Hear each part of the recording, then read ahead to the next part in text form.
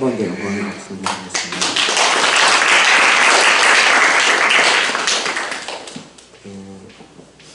여기 앞뒤 옆에 있는 분들과 한번 인사하실게요. 이렇게요.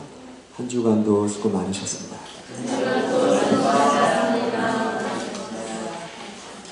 제가 개인적으로 어떤 소망하는 교회상이 있다면 가족이거든요. 그래서 성경에서도 오이코스라고 하지만 육신의 가족도 있지만 영적인 가족이 굉장히 중요합니다. 그래서 제가 잘하는 인사말 중에 하나가 웰컴 홈이라는 뜻입니다. 오늘 1부 때도 이제 우리 영국 청년이 말년 휴가를 나와서 이제 금요일부터 복귀해서 또 하영 청년과 함께 공장에서 일을 또 시작했어요. 실제 집은 김천이지만 내 영적인 가족은 여기 있다는 것입니다. 그래서 또 창훈 전사님 집에 식구가 한 명 또 늘었는데 그래서 너무 반갑더라고요. 이렇게 한 번 더 인사해 보겠습니다. 옆에 있는 분들께요. 웰컴 홈.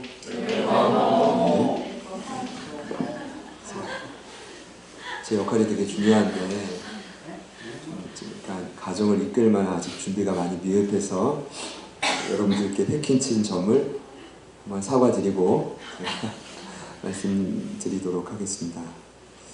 오늘은 이제 대강절의 시작을 알리는 날이고 첫 번째 주일입니다. 아직 저에게도 대강절이라는 이 단어가 어색해요. 어떤 뜻이냐면 한마디로 이 땅에 저와 여러분을 구원하러 오신 예수님을 그 어느 때보다 간절히 기다리는 절기가 대강절입니다. 그래서 예수님을 탄생을 기념하는 12월 25일에 전 4주간을 대강절이라고 기독교는 전통으로 지키고 있습니다. 근데 진짜 예수님이 12월 25일 태어났느냐 안 태어났느냐에 대한 어떤 논리적인 역사적인 문제보다 제가 지금 생각할 때도 더 중요한 건 이 땅에 우리를 구원하러 오신 예수님을 정말 제대로 생각하고 집중하고 기다려야 된다라는 것이에요. 여러분 그렇게 생각하시죠? 그래서 제가 좀 먼저 말씀드리고 싶은 건 예수님은 저와 여러분의 흔히 저희가 이제 구원자, 구주라고 고백을 하지 않습니까? 근데 왜 예수님이 우리의 삶의 구원자인가라고 누군가 저에게 이제 물으신다면 여러분들 중에도 이제 예수님이 구원자의 뜻이 뭐예요? 이렇게 물으신다면 저는 오늘 함께 읽으실 본문 바로 앞장인 마태복음 1장 21절에 그 의미가 명확히 나와 있습니다. 다윗의 자손인 요셉이 마리아라는 여인과 결혼식을 앞두고 이제 동침하기 전이었습니다. 근데 갑자기 부부의 연을 맺지도 않았는데 이 마리아가 아이를 가져요. 성령으로 잉태된 거죠. 근데 다윗은 그걸 모르니까 굉장한 충격을 받습니다. 실망하고. 근데 마리아가 그렇게 안 봤는데 굉장히 순결한 여인인 줄 알았는데 다른 남자를 만났구나. 그래서 재판의 회부에서 죽이지 않고 조용히 이 요셉이 의로웠기 때문에 끊으려고 할 때 주님의 천사가 꿈에 나타나가지고 뭐라고 하시냐면 이렇게 말해요. 내 아내 데려오기를 무서워하지 말라. 그에게 잉태된 자는 성령으로 된 것이라. 아들을 낳으리니 이름을 예수라 하라. 이는 그가 자기 백성을 그들의 죄에서 구원할 자이다. 아멘. 그러니까 예수님의 의미는 이름의 의미는 구원자예요. 근데 이 구주라는 헬라어 소조라는 단어의 첫 의미는 저와 여러분이 끝없이 고민하는 그 죄의 문제에서 우리를 건져주실 분이 예수님밖에 없다라는 진리입니다. 다시 말씀드리면 이 땅의 첫 번째 인간이었던 아담과 하와가 하나님과 같이 되려고 선악과를 따먹고 죄를 짓고 본인과 세상을 창조하신 하나님과의 관계가 끊어졌을 때 그들은 잠수를 타요. 근데 잠수 타서 관계가 끊어진 게 문제가 아니라 더 중요한 건 그때부터 인간은 원래 영원히 사는 존재였지만 유한한 존재로 바뀌어져요. 그래서 어떻게 돼요? 죽음이라는 문제를 맞이하게 됐죠. 그게 끝이 아닙니다. 죽음 이후에 그때부터 영원한 불시판이 그들을 기다리고 있습니다. 그런데 그 피할 수 없는 인생의 문제, 죽음 이후의 영생의 문제를, 그 어떤 죄된 숙명의 문제를 누구만 해결할 수 있습니까? 예수님만이. 그래서 그분이 구원자이십니다. 근데 제가 이 구주라는 단어를 연구하다 보니까 또 다른 의미를 발견했어요. 두 번째 의미가 있다면 영적인 장수라는 의미입니다. 이런 거예요. 저희가 예수님 믿고 삶이 좀 평안해지고 기뻐야 되는데, 아니 예수님 믿고 나니까 사단이 공격한대. 근데 더 답답한 건 보이지 않는데요. 그리고 가끔 이제 보면은, 죄송하지만 가까운 곳에 있는 사람들이 마귀 같대. 이런 거 느낌을 받을 때마다 이걸 어떻게 대처해야 되지? 라는 고민에서 주님 말씀하시는 거예요. 우리를 그 모든 영적인 공격에서 지키시고 막아주고 보호해 줄 분이 예수님밖에 없다. 믿으시는 분들만 아멘 해보시죠. 한 가지 의미가 더 있습니다. 항해에 선장이라는 의미가 있어요. 예를 들어서 물에 빠져 죽을 수밖에 없는 저희들을 배에 태워줬어요. 이게 구원입니다. 근데 그게 끝이 아니에요. 여러분, 망망대해에 배에 그냥 혼자 타서 세워라 내워라 할 수 있습니까? 아니죠. 배에 탔으면 어디를 가야 돼요? 목적지로 가야 돼요. 근데 그 목적지로 갈 때 가장 중요한 건 항해의 키맨인 선장입니다. 성경은 말해요. 그 선장이 누구예요? 예수님이다. 이게 구주라는 단어 안에 담긴 의미입니다. 제가 정확히 말씀드리죠. 예수님은 저와 여러분의 구원자가 맞으시는 분들만 아멘 해보시죠. 정말 그렇게 생각하십니까? 근데 오늘 말씀의 제목을 보면 제가 좀 의도적으로 예수님을 기다리는 동방박사라고 하지 않고 메시아라는 단어를 썼습니다. 목사님 진짜 학구적인 건 알겠지만 자꾸 어렵게 말씀해요. 그래서 제가 오늘부터 좀 결단한 게 있거든요. 저도 가끔 모니터링을 하지만 내가 봐도 좀 어려울 때가 있어요. 그러니까 말도 어렵지만 제 표정을 보고 제 스스로 어려운 마음이 걸려질 때가 있는데, 그래서 어제 밤늦게도 지난주 거를 빨리 올려달라고 모니터링 해보려고 했더니 좀 이제 하여튼 좀 그래요. 그래서 제가 여러분, 메시아라는 뜻은 간단해요. 히브리 말로 기름 부음 받은 자라는 뜻인데, 구약 시대에 누구에게 기름을 머리에 붓냐 하면 왕에게만 기름을 부어요. 물론 선지자, 예언자도 있지만, 제사장도 있지만, 근데 왕에게 기름을 부어가지고 거룩하게 구별시키는 거죠. 그래서 오늘 말씀의 이 제목은 어떤 의미가 있냐면, 메시아를 기다리는 동방박사라는 뜻은 쉽게 말씀드리면 이 땅의 왕으로 오신 예수님을 기다리는 동방박사라는 뜻이에요. 그래서 구원자, 예수님이라고도 표현할 수 있지만 제가 왜 메시아라고 했는지 아시죠? 예수님이 우리의 삶에 어떤 분이에요? 왕이십니다. 주인이십니다. 이걸 좀 강조하고 싶었던 거죠. 이해되시는 분들만 우리 아멘 해봅시다. 그런데 여러분, 이 제목에서 좀 유추할 수 있는 중요한 전제가 한 가지가 있습니다. 여러분, 얼핏 생각해 봐도 2000년 전에 예수님이 이 땅에 오실 때 많은 사람들이 와, 메시아가 왔다. 드디어 내 죄의 문제를 해결하고 내 인생의 문제도 해결하고 내 진로의 문제도 해결할 수 있는 그 완전한 내 삶의 왕이 왔다. 너무 기뻐할 일인데, 죄송하지만 막상 2000년 전에 이 땅에 예수님이 태어나셨는데, 예수님을 기다리고 경배하고 다 감사해야지라고 생각했던 인물들이 극소수였다는 거예요. 그냥 소수가 아니라 어떤 소수요?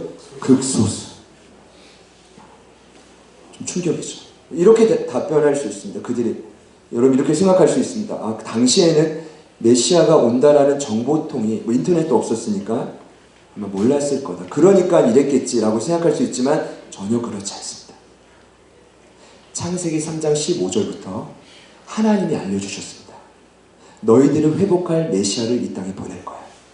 그리고 구약 수천 년 동안 수많은 선지자, 예언자, 제사장, 왕들을 통해 말씀해 줬습니다. 너희를 구원할 예수를 내가 이 땅에 보낼 거야.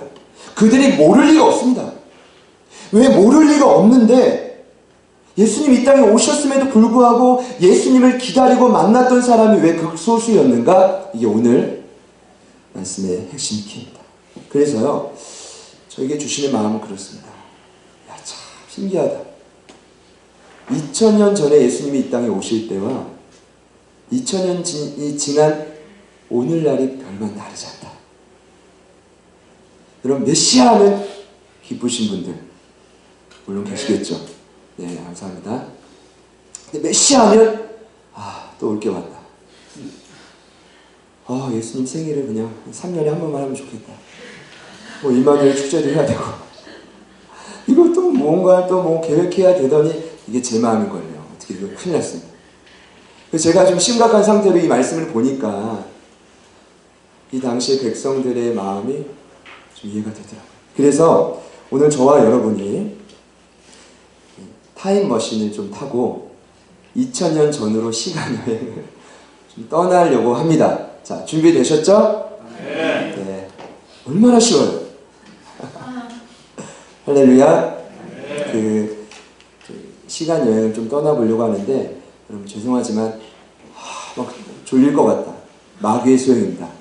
이겨내셔야 됩니다. 아시겠죠? 옆에 있는 분들께 이렇게 축복해 봅시다. 이제 2000년 전으로 함께 가봅시다. 보시죠. 오늘 말씀 딱 보니까 이 두 부류가 딱 등장하는데 이스라엘 유대인의 왕이었던 헤롯과 동방 막사들입니다. 제가 먼저 헤롯에 대해 좀 말씀드려야 될 것 같습니다. 굉장히 중요한 인물이기 때문에 이름은 헤롯입니다. 뭐 의미 말씀드리지 않겠습니다. 근데 굉장한 사람이에요. 왜냐하면 헤롯이라는 가문 자체가 예수님이 오기 기원전 37년부터 기원 후 70년까지 약 110년 동안 이스라엘을 통치했습니다. 그러니까 한 가정과 가문이 이렇게 통치력을 잡고 유지한다는 건 엄청난 일인 거죠. 근데 이게 왜 가능했냐 하면 헤롯 가문이 원래 그 당시에 세상을 다스리고 이스라엘을 다스렸던 로마와 합작을 해서 로마의 윤허와 허락을 받았기 때문에 이스라엘을 대신 통치해 준 거죠. 이해가 되시죠? 근데 이 헤롯이라는 인물이 명목상으로는 유대인입니다. 그러니까 겉으로는 유대인 척을 해요. 근데 사실은 핏줄로 따지면 이두메라는 이방인 출신입니다. 이방인이라는 것도 여러분 어려울 수 있는데 이런 거예요. 이스라엘 민족은 스스로를 유대 민족이라고 합니다. 선민이라고 말합니다. 난 선택받았어. 근데 이스라엘 민족을 제외한 모든 나라 백성들이 다 이방인이에요. 그러니까 저희 아시아인들도 이방인인 거죠. 그러니까 요즘 보십시오. 유태인들이 얼마나 민족성이 강합니까? 잘못 건드렸다가는 큰일 나잖아요. 실제로 이스라엘에 가면 미사일이 막 왔다 갔다 해도 그들은 겁내지 않는데요. 이스라엘 본토에 미사일이 한번 딱 떨어지잖아요. 전 세계에 있는 유태인들이 일어나가지고 그 나라를 초토화시킨다는 거예요. 좀 무섭죠. 그러니까 이런 유대 민족 속에 이방인이 왕이 됐다. 제가 생각을 할 때는 헤롯이라는 인물이 굉장히 대단했고 그 마음속에는 아마 늘 불안감과 약간 이 자리를 지키기 위한 분투가 늘 있었을 것이다. 그래서 그런지 역사를 보면 자신의 왕의 자리를 지키려고 자신의 아내를 죽여요. 그리고 그 아내의 어머니인 장모까지 죽여요. 그리고 자신의 사랑하는 아들 3명의 무려 3아들을 무차별하게 살해합니다. 이유는 딱 하나예요. 왕의 자리를 빼앗기지 않기 위해서. 제가 보니까 굉장히 잔인한 왕 정도가 아니라 제정신이 아닌 권력에 미친 인간이길 포기한. 참 역사를 보면 많은 역사가들은 헤롯이라는 인물이 굉장히 조용하고 통치를 평화롭게 했다. 그러니까 이게 더 이상한 거예요. 제가 보니까 결론이 이래요. 사이코구나.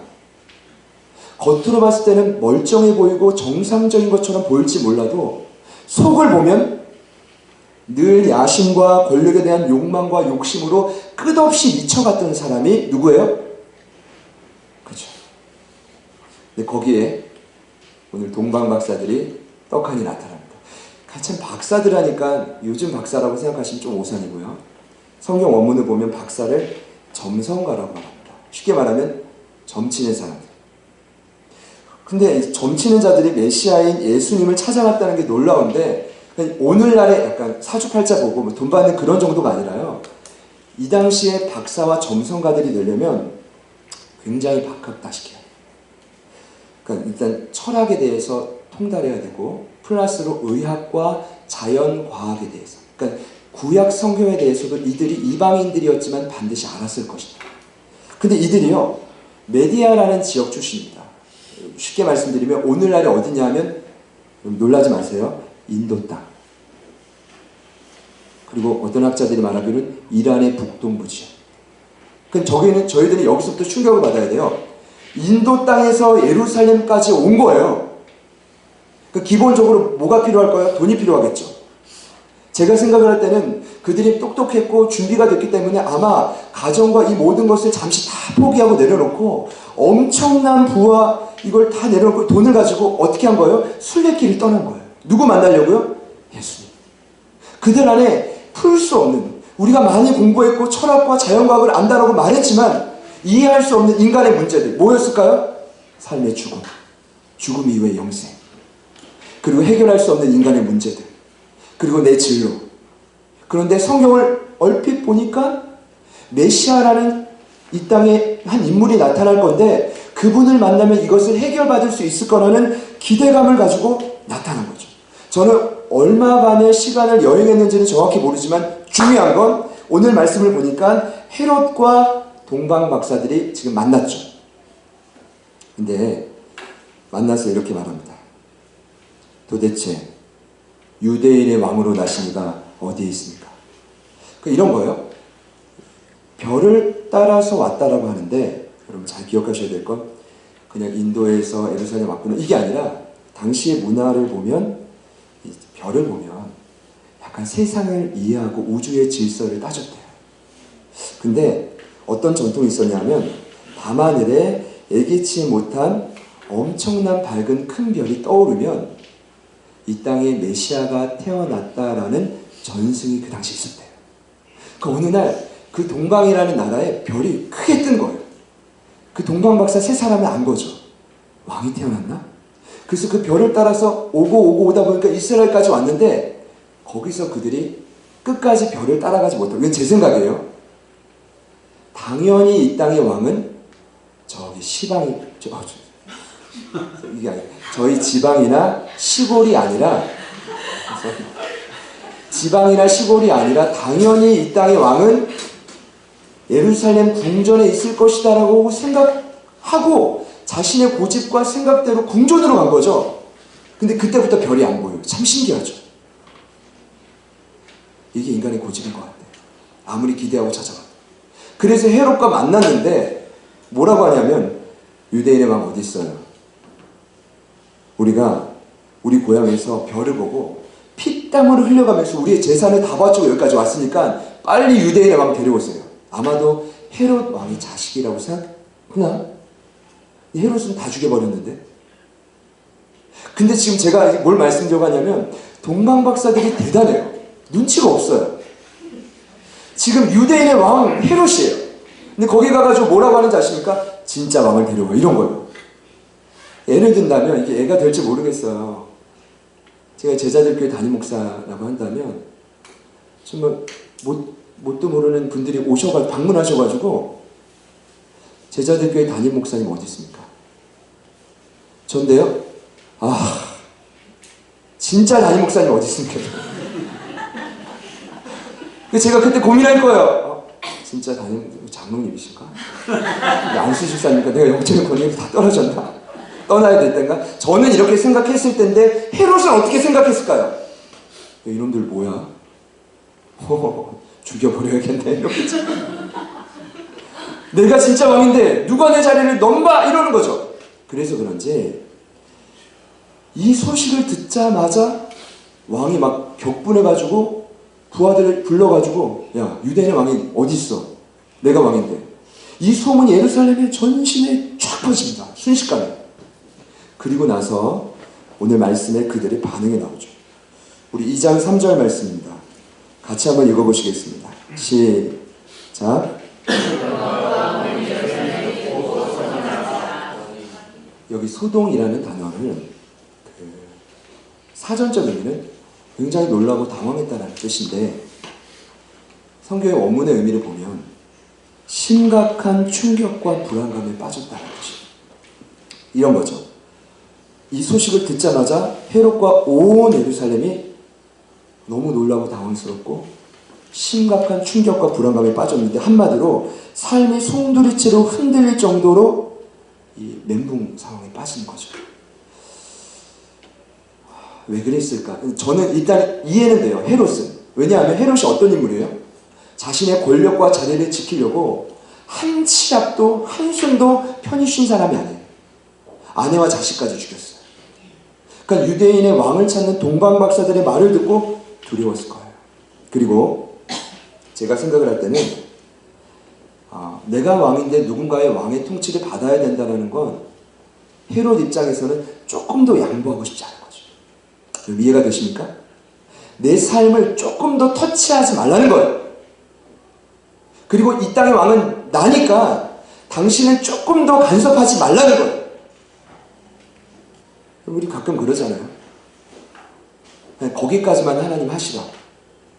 그러니까 여기까지만 하시면 된다고. 더 이상 내 삶을 이 부분만큼은 간섭할 수 없다고. 비슷한 거 아닐까요? 근데 저는 헤롯은 이해가 돼요. 근데 정말 이해가 안 되는 게 예루살렘이 같이 반응했어요. 예루살렘 누굽니까? 하나님의 선택받은 민족입니다.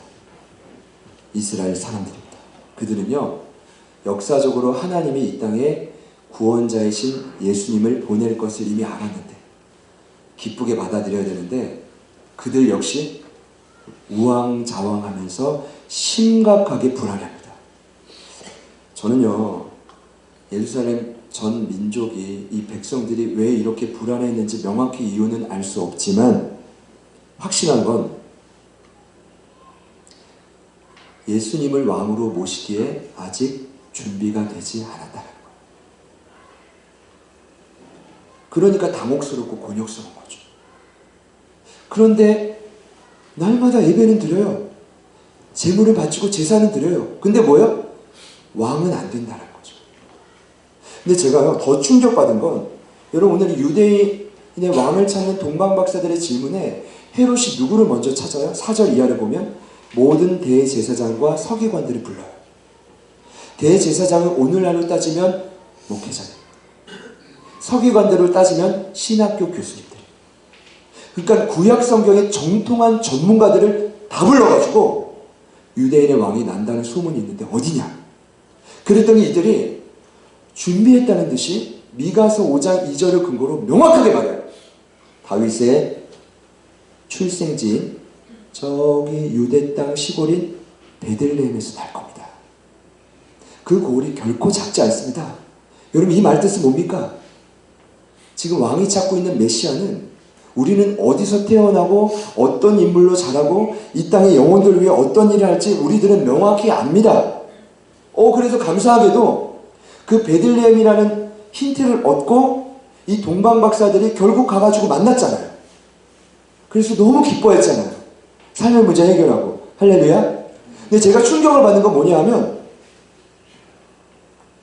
대제사장과 서기관들이 가르쳐만 주지 본인들은 한 발자국도 움직이지 않아요. 제가 대화를 나누고 싶은 거예요. 누가 대제사장이길래, 서기관들이길래 왜 안 갔냐고. 제 생각에는 그들이 성경적으로는 박식해요. 너무나 명확히 알아요. 사실은 중심을 보면 예수님에 대해서 무관심해요. 뭐라고 하고 싶진 않아요. 그들에게. 근데 원인은 분명히 있었을 거예요. 왜냐하면 여러분도 아시겠지만 구약의 마지막 성경인 말라기 선지자 이후부터 이스라엘은 400년의 영적인 암흑기가 있었죠. 암흑기라는 뜻은 예배를 드리는데 어떠한 감동과 은혜도 없는 거예요. 여러분 한 주만 일해도 힘들죠. 한 달만 일해도 힘들죠. 근데 몇 년이요? 400년입니다. 근데 그들이요 열심히 있어가지고 매번 제물을 바쳐요. 예배는 드려요. 형식을 갖춰요. 그러니까 제가 생각할 때는 그 대제사장과 서기관들은 어떤 존재들이었냐면 철저한 종교인들이 됐어요. 형식주의에 빠지고 매너리즘에 빠지고. 아까 제가 서두에 좀 그런 얘기 드렸는데 제가 말씀을 묵상하다 보니까 제 모습 같은 거예요. 그러니까 예수님을 좀 생각하면 기쁘고 설레고 기대가 돼야 되는데 예를 들어서 임마누엘 축제, 또 사무총회, 12월은 가장 바쁜 달, 뭔가 주제 설교. 예수님 생일을 4년에 한 번만 합시다. 민달처럼.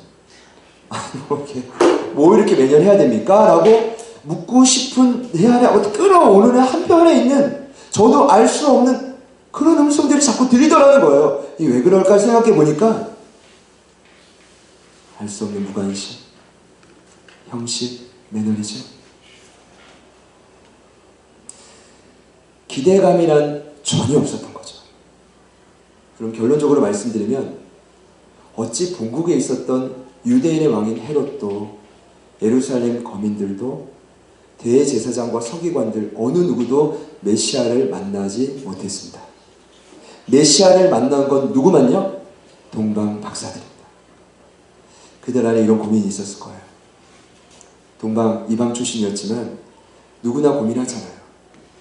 내가 어디서 태어나서 어디로 가야 되지? 영생의 문제는 누가 해결해 주지? 우리 자식들이, 우리 자녀들이 살고 죽는 문제는 어떻게 해결하지? 그리고 내 진로는 앞으로 내가 뭘 하고 뭘 먹고 이렇게 살아야 되지? 본인들은 괜찮았어도 영혼들을 가르치는 입장에서 그들이 심각하게 고민하다가 지금 누굴 만난 거예요? 메시아를 만난 거죠. 성경은 말합니다. 그들이 메시아를 만나고 어떻게 고백하죠? 크게 기뻐하고 기뻐했다. 같이 한번 따라합시다. 크게 기뻐하고 기뻐했다. 네.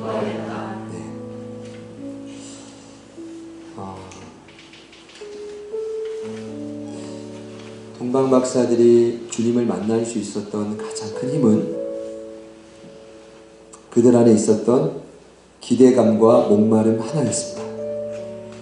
제가 오늘 여러분과 이 말씀을 매듭 지으면서 나누고 싶은 결론은 지금 저와 여러분들이 반드시 예수님을 만나야 된다는 것입니다. 이게 어떤 의미냐면요, 예수님을 만나서 세상에 줄 수 없는 참 기쁨과 평안을 누리지 못하면 여러분 동방박사들이 뭐가 부족했겠습니까?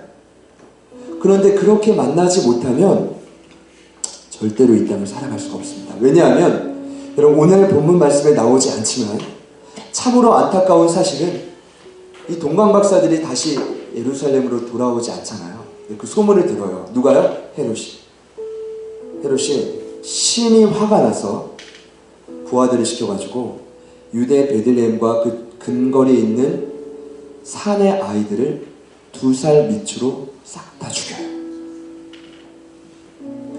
유대인의 왕이에요. 하나님의 뜻을 대변해야 될 왕이에요. 근데 왜 이렇게 됐는지 아세요? 예수님을 만나야 될 때 만나지 못하잖아요. 그럼 제가 보니까 더 강팍해지는 것 같아요.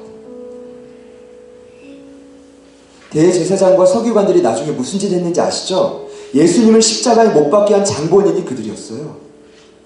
여러분 예루살렘 거민들이 나중에 무슨 짓 했는지 아시죠? 예수님 막 표적을 보여주고 기적을 보여줄 때는 어이구나 좋구나 하고 따라가다가 내가 더 이상 난 생명의 말씀만 전할게, 표적을 안 보여줄 거야 이랬더니 싹 다 떠나가요. 그리고 나서 예수님을 나중에 십자가에 못 박으러 가잖아요. 누가요? 예루살렘에서 예수님을 영웅처럼 떠받던 그들이 나중에 다 배반하는 거죠. 결론을 이렇게 맺고 싶어요. 예수님을 만나야 될 때 만나지 못하잖아요. 그럼 저희들은 예수님을 누리고 전하는 자들이 아니라, 동역자가 아니라, 그분의 자녀의 제자가 아니라 그분의 주적이 됩니다. 참 무서운 거예요. 여러분 선택하셔야 되는 거예요. 성경은 분명히 말씀하고 있습니다. 나를 사랑하는 자들이 나의 사랑을 입고 나를 간절히 찾는 자가 나를 만난다고 했습니다. 근데 여전히 예수님 저희를 만나고 싶은데요. 야 대강절이니까 이 기간만큼은 좀 제대로 만나자고 하는데요. 컷하는 거예요. 내 삶의 패턴을 요만큼도 한번 침범해 봐라 한번. 내가 교회 떠나겠다 이거죠. 가만두지 않겠다. 그렇게 되면 안 되는 거예요. 우리의 삶을 다 내려놓고 죄송하지만 주님 앞에 받아들여야 되는 거예요. 예수님, 내 삶의 진짜 왕이 되어주십시오. 예수님, 내 삶의 진짜 메시아가 되어주십시오. 그러면 어떻게 되는 거예요? 동방박사들처럼 삶의 모든 권리 다 포기하고 내려놓고 목숨 바쳐 메시아 찾아갈 수 있는 거예요. 당연히 만나주시죠. 기쁨이 회복되죠. 평안이 회복되죠. 부디 제가 너무 사랑하고 기대하는 우리 제자들 교회, 저를 포함한 우리 모든 성도들은 우리 예수님의 사역을 방해하는 인물들이 되지 않기를 소망합니다. 더욱 강팍해지지 않기를 소망합니다. 누가 강팍해지라고 모르는 사람 아무도 없어요. 그냥 예수님, 나를 좀 만나주십시오. 나를 좀 만나주십시오. 참 기쁨과 평안을 예수님 나에게도 좀 허락해 주십시오. 그분이 유일한 저와 여러분의 삶의 구원자이십니다. 죄의 문제, 삶의 많은 어려움, 그리고 진로의 문제까지 예수님을 만날 때 저희들이 해결받을 줄 믿습니다. 해결받을 줄 믿습니다. 네, 간절히 말씀을 기억하며 함께 찬양합시다.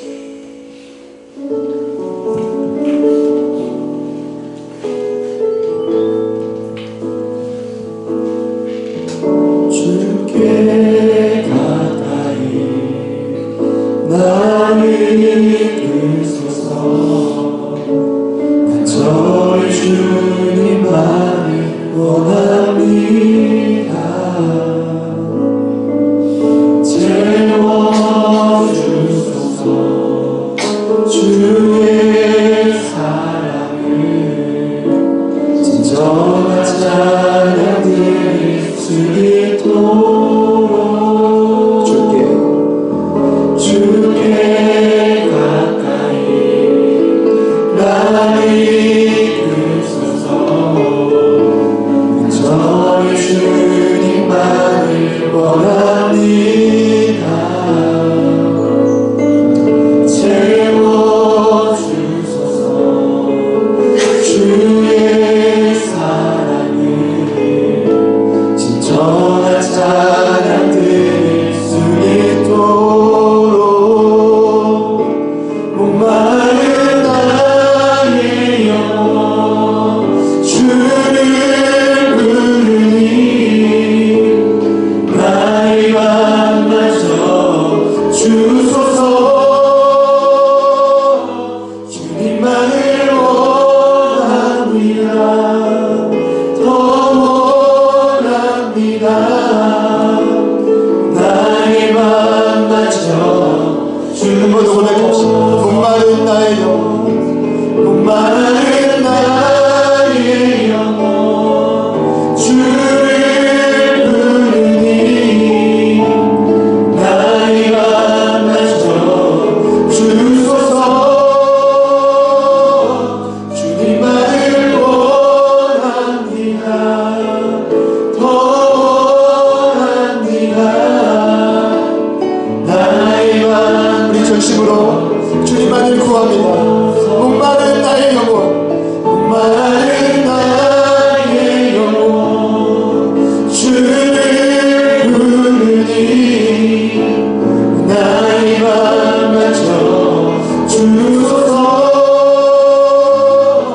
주님만을 원합니다. 더 원합니다.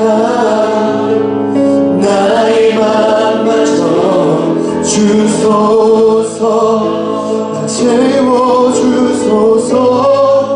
날 만져주소서.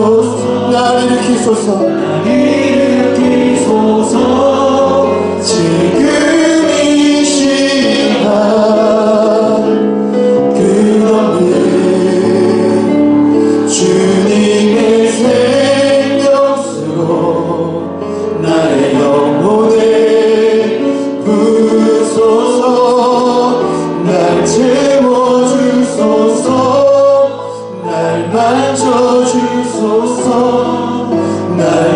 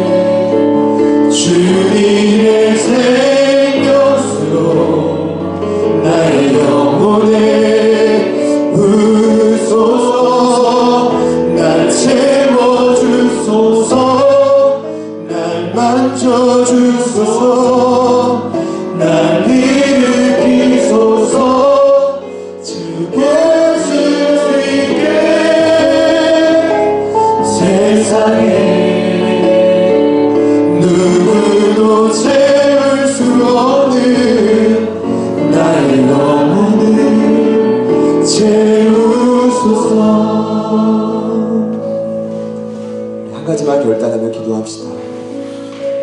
오늘 말씀을 들으시고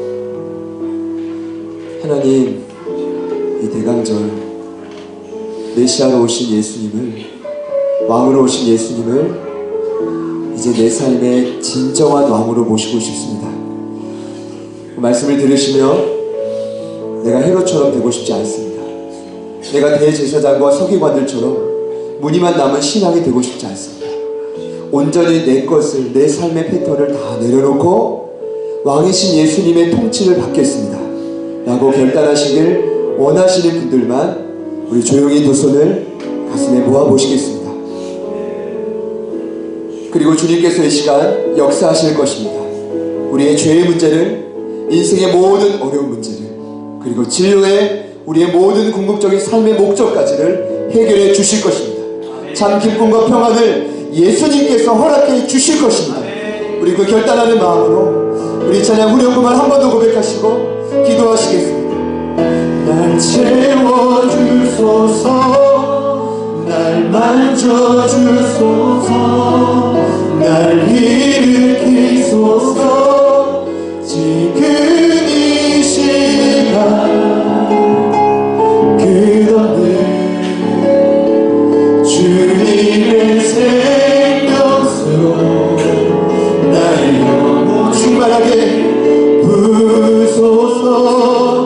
날 채워주소서, 날 만져주소서, 날 일으키소서. 주 볼 수 있게 세상에 누구도 채울 수 없는 나의 영혼을 같이 한번 기도합시다. 우리 주님 이름 부르시고 간절히 주님 만나고 싶습니다. 간절히 기도하며 나아갑니다. 주여,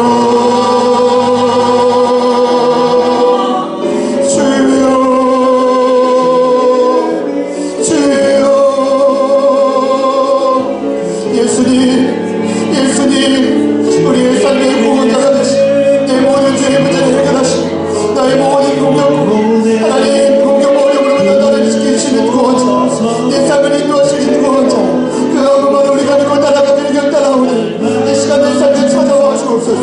내 삶을 찾아와 주옵소서. 모든 기능과 흐트러진 모든 삶의 패턴들이 다시금 예수님을 왕으로 모실 때 회복되는 기적이 일어나게 도와주옵소서. 기적이 일어나게 도와주옵소서. 예수님 주님을 만나서 기뻐하고 그게 기뻐했던 그들의 마음들과 같이 우리들에게도 그 은혜를 허락하여 주십시오. 우리들에게도 그 은혜를 허락하여 주십시오. 주님 만나고 싶습니다. 주님 만나고 싶습니다. 주님 만나기를 원합니다. 주님 내 영혼을 채워주십시오. 내 영혼을 만져주십시오. 지금 이 시간 은혜를 일으켜주십시오. 지금 이 시간 은혜를 만나주십시오. 주님 변화시켜주십시오. 주님 도와주십시오. 예수님만이, 예수님만이 하나님 우리의 삶의 유일한 구원자이시오. 예수님만이 우리의 삶의 메시아이심을 주여 도와주십시오. 주여 도와주십시오. 주님 찾아와 주십시오. 주님 도와주십시오.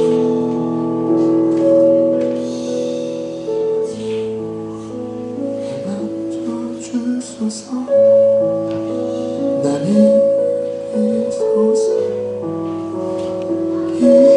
일으키소서.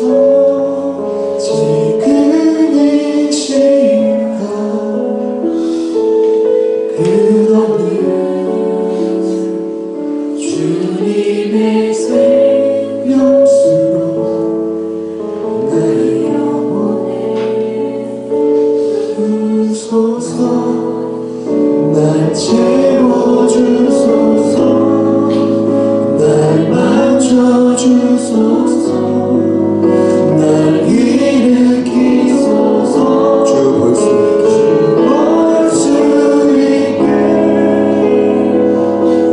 세상에